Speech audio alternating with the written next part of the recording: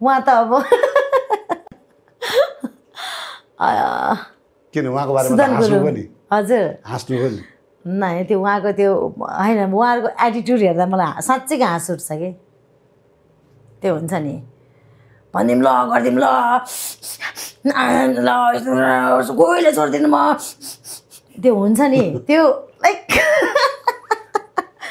like कस्तो भनेपछि हुन त मान्छेको आचरण हो होइन मलाई डर चाहिँ कहाँनिर लाग्छ भने भनेपछि विशेष गरी हाम्रो के अरे एउटा संस्कृति छ कि हाम्रो ऱ्याप ब्याटलहरूमा होइन एउटा खालको जस्तै हाम्रो बालनजीहरूको जस्तो उहाँहरूले चाहिँ अब यस्तो गाजा साँझाहरूलाई चाहिँ उसमा एकदम शिवजीको प्रसादको रूपमा ग्रहण गर्नुहुन्छ कि होइन तर त्यो चिजहरूले गर्दाखेरि उहाँहरूको त्यो चिजले गर्दाखेरि बालबच्चाहरू चाहिँ त्यतापट्टि चाहिँ गाजा त सही हुँदो रहेछ नि भन्नेतिर इन्फ्लुएन्स भइरहेको छ कि दाइ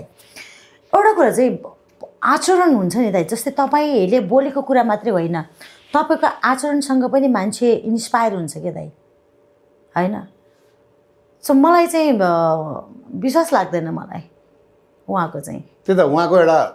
जेएनजी आन्दोलन पछाडि जब सरकार बन्यो या बन्ने क्रममा थियो रिपोर्टर्स क्लबमा उहाँले स्पिच दिनुभएको थियो अनि उहाँले भन्नुहुन्थ्यो क्या जसले हाम्रा भाइ बहिनीलाई ताकी ताकी गोली हानेको छ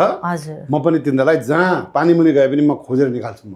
खोजी निकाल्छु भन्नुहुन्थ्यो आफै हराउनु भयो त्यही त मैले भन्छु मैले भनेकै त्यही हो अहिले फोन गर्दा फोन उठाउनुहुन्न के हो कस्तो भनेपछि यहाँनिर चाहिँ हाम्रो चाहिँ बाहिर चाहिँ मलाई कम्प्युटर जस्तो लाग्छ कि जे कुराहरू सेट गरेँ नि जुन प्रोग्रामहरू सेट गर्यो ठ्याक्कै त्यो प्रोग्राम चाहिँ वान बाई वान टक टक टक टक दिन्छ कि बाँकी प्रोग्राम त सेट हुनको लागि त आफ्नो बुद्धि विवेकहरू हुनु पऱ्यो स्टडी गर्नु पऱ्यो होइन